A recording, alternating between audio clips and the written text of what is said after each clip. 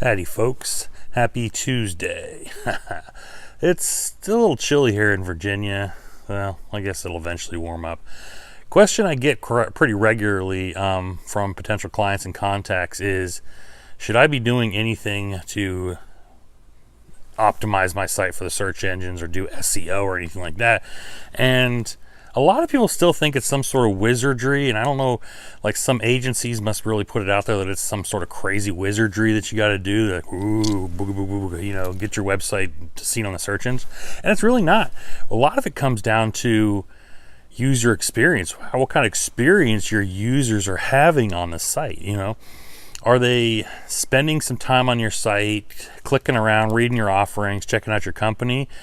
Which if the people are doing that and spending time on your site, that lowers your bounce rate and indicates to the search engines that, hey, this site might be interesting because people are hanging out on it for a while. Okay. Also, too, is does your website load fast or slow? If your website loads slow, takes more than a few seconds to load, users are going to click off. Okay. So that's gonna affect your user experience, your search engine rankings, because Google's going to see that as well. Okay. 3 is your site mobily optimized? Okay. 70% or even more of the internet is now viewed on mobile.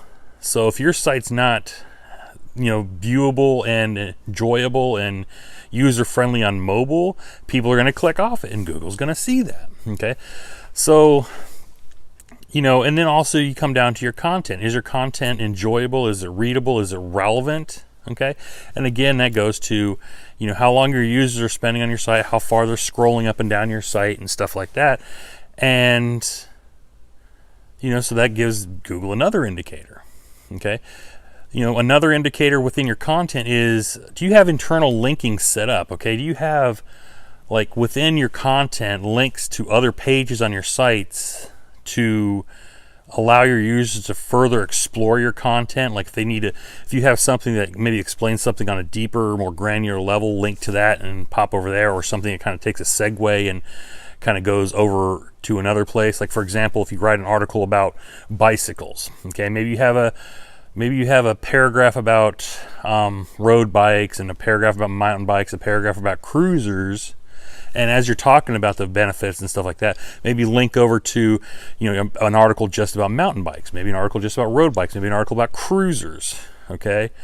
And that right there keeps people on your site moving around. So that also ups your pages viewed per user, which then Google sees that. Okay. So, and, a lot of people talk about, keywords, I got to have all this keyword strategy and stuff like that. And realistically, if you write content for your audience, relevant to your website, okay, that's interesting, engaging, okay, and easily consumable, okay, the keywords are kind of going to float to the surface. It's kind of like stew, okay? The good stuff's going to float to the surface, okay? And Google's going to see that. No longer do you really need to write content around keywords.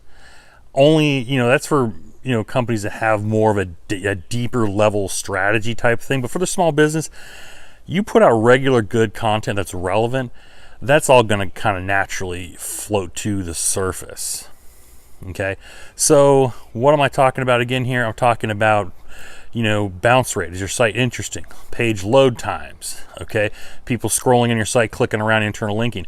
Good, solid, engaging content. Okay.